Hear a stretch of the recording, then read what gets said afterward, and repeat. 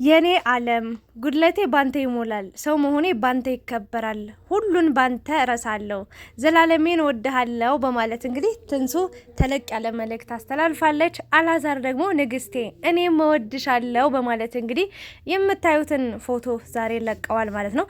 በሚያስገርም በሚያስደንቅ ሁኔታ ትንሱ እንደምታውቋት ናት። በጣም አገላለጽ የምትችል ሴት፣ በጣም ስብዕና ያላት፣ ስለሷ ብዙ ጊዜ አውርቻለሁና ምንም ጨምረው ነገር የለም ከዚህ በላይ ማለት ነውና ግን መልካምነቷን በጣም ሰው አክባሪነቷን በጣም እያየንባት ነው የምንገኘው።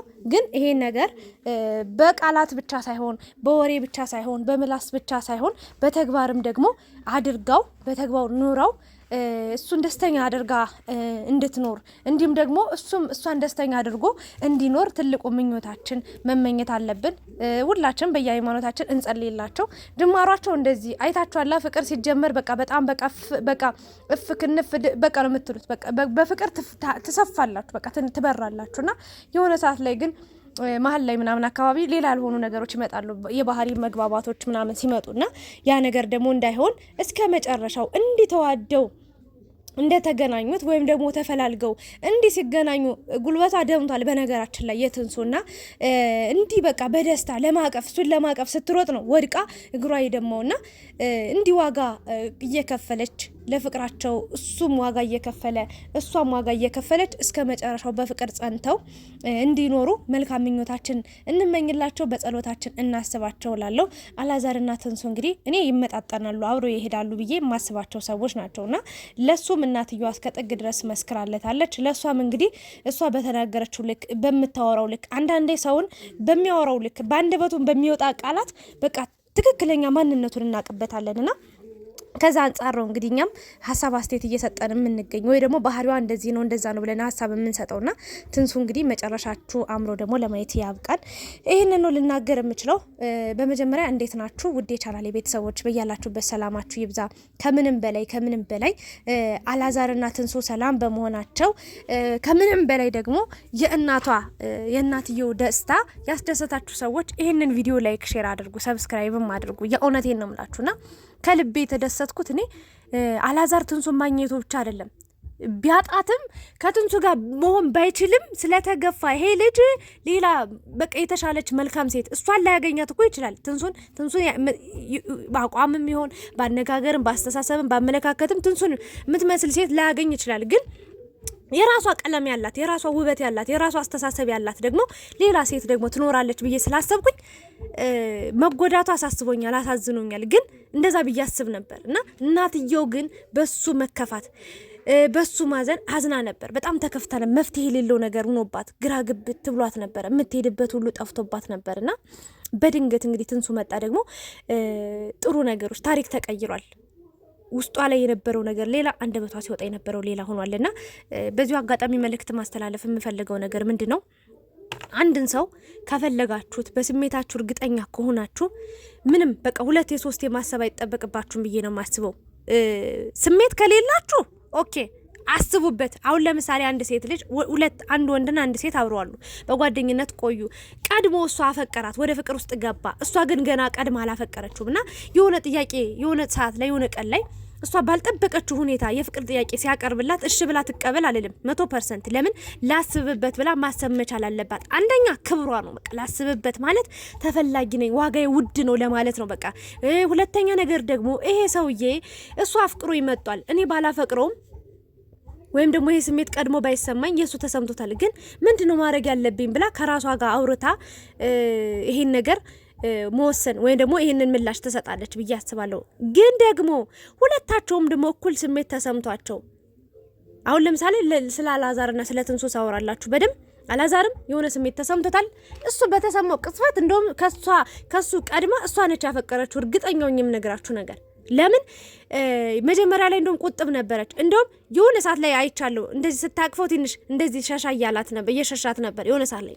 እኔ በደንብ አስተቃቀፋቸውን፣ አወራራቸውን፣ የአይናቸውን እይታ ራሱ ሳይቀር ነው የምከታተላቸው። አልባሻቸው የብሬ ነው ብላችሁና እንደዛ ሲል አይቼዋለሁና እሷ ደግሞ በቃ ምናምን ብላ ብድግ ብላ ትንሽ ከሱ ራቅ ብላ መተሻሻቷን አቆማ ቪዲዮ ሲሰሩ አይቻለሁ።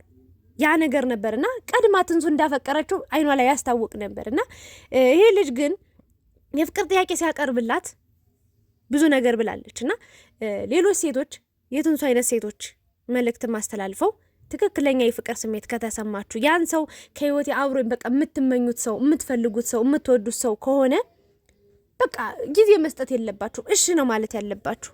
እና ትንሱ ያው መግደርደሯ ጥሩ ነው የሴትነት ክብሯ ነው ግን የምትናገራቸው የምታወጣቸው ቃላቶች ደስ አይሉም ነበር በሰዓቱ። ለማንኛውም ግን እሺ ብለው በመምጣቷ ጥሩ ነውና ትክክለኛ ስሜት ከተሰማችሁ ወዲያውኑ መቀበል አለባችሁ ብዬ ነው የማስበው። ብቻ ብዙ ነገር ተወርቶ ነበር ስለ ቢኒ ራሱ ብዙ ነገር ተወርቶ ነበር። ቢኒን ተጫወተችበትም እያላችሁ ነበርና ቢኒ የራሱን ስራ እየሰራ ነው። ያው ለስራ ነው ዩቲዩብ ላይ አብዛኛውን ሰው የሚገናኘው እውነት ለመናገር ለስራ ነው። ትክክለኛ ህይወት የሚኖር የለምና ከሱ ጋር ምንም የሚያገናኛቸው ነገር የለም፣ ምንም ያደረገችው ነገር የለም ለማለት እወዳለሁኝና በስተመጨረሻም እንግዲህ አላዛርና ትንሱ አብረው የመሆናቸው ነገር አብረው የመቀጠላቸው ነገር ከልብ መገናኘታቸው ከልብ የመፈላለጋቸው ነገር እስካሁን ጥርጣሬ ነበር። አሁን ላይ ግን እውነት ሆኖ ከነሱ በላይ ደግሞ በእነሱ ደስታ እናትየዋ እጅግ በጣም በጣም በጣም ደስተኛ ሆና ጥሩ ጊዜያትን እያሳለፉ ይገኛሉ። እንግዲህ በሚዲያ ወጣው የኔ ዓለም እያለችው ነው እሷ የምትገኘው። ሁሉ ነገር እረሳብሃለሁ ብላለች። እውነት ነው። አንዳንዴ ይውላችሁ በችግር ውስጥ ስትሆኑ አብሯችሁ የሚሆን ሰው አብረን በቃ እንትን የሚላችሁ ሰው በጣም ውስን ይሆናል። የሆነ ሰዓት ላይ ግን የእውነቴን ነው የምላችሁ ያን እናንተን የሚረዳችሁ አለውልሽ የሚል ሰው ሲገኝ ደግሞ በጣም ትንሱ እድለኛ ናት ብዬ አስባለሁ። እኔ ይውላችሁ በህይወቴ ብዙ ፈተና ያለፍኩ ሰው ነኝ። በጣም በብዙ መከራ ውስጥ በብዙ ጭንቀት ውስጥ ሰው ከቦይ ማለት ነው ሰው የለኝም ነበር። የሚከፋችሁ እሱ ነው። ሰው እኮ ብታጡ እኔ አሁን አንዳንዴ ሰው የለም በቃ ሰው የለም ብላችሁ በቃ በሰው ሀገር ነው ምናምን ብላችሁ ልታስቡት ላይ ግን አጠገባችሁ አንድ ሺህ ሰው ኑሮ በችግራችሁ አንድ ሰው ሳይገኝ ሲቀር ያማል። እግዚአብሔር ነው የምላችሁ ከባድ ቁስል አለው። እኔም ባየተናነቀኝ ነው ቃላት የምናግራችሁ በቃ ከባድ ቁስል አለውና ትንሱም እንደዛ ነበረች። ማንም ያልነበራትም እናቷ ነበረች ግን እንደ ሰው ትፈልግ ነበር። እንደ ሰው ማፍቀር ትፈልግ ነበር። እንደ ሰው መወደድ ትፈልግ ነበር። እና እግዚአብሔር ደግሞ ቀኑን ጠብቆ በሰዓቱ እሷ ዛሬ አይሆንም ብላ ነበር። ትምህርቴን ሳልጨርስ እናቴን ሳልረዳ እናቴን እንደዚህ ሳል ብላ ነበር። ግንስ እግዚአብሔር በዚህ ቀን አመጣላት። በቃ ይሄ ነው ያንቺ ጣፈንታ፣ ያንቺ ህይወት ይሄ ነው፣ ጀምሪ፣ ህይወትን ላሳይሽ አላት። በቃ እግዚአብሔር መንገዱን መራትና ጀመረችው። ክፋት የለውም እንደውም የሚያግዛትን የሚደግፋትን ህልሟን አብሮ በቃ የሚኖር ስኬቷን የሚፈልግ ሰው እንድታሳካው የጎደላትን ነገር የሚሞላላ ሰው ካጠገቧ የሚደግፋት ወደ ኋላ ልትወርቅ ስትል ከኋላ ሆኖ እየደገፈ ከፍ የሚያረጋት ሰው ያገኘችውና እድለኛ ናት። ከዚህ በላይ እድለኝነት የለም። እሷም እድለኛ አርገዋለች። ለምን መሰላችሁ? እችን የመሰለች ሙሉ ሴት የሆነች በአስተሳሰብ በአመለካከት ኑሯን ይውላችሁ። ወንድ ልጅ ከውጭ ሰርቶ ምናምን ብዙ ብር ሊያመጣ ይችላል። ግን ሴት ልጅ ውስጥ ያለውን ነገር አመዛዝና አመጣጥላ ኢኮኖሚውን አሰራሩን ራሱ ካላወቀችበት ትዳር አይሆንማ ወይም ደግሞ ኑሮ አይኖርም አይደል? ልክ እንደዛ ነው። ፍቅርም ተጋግዘው ተደጋግፈው አለውልሽ ተባብለው እንግዲህ ጥሩ ህይወትን ይኖራሉ ብዬ 100% እርግጠኛ ነኝ።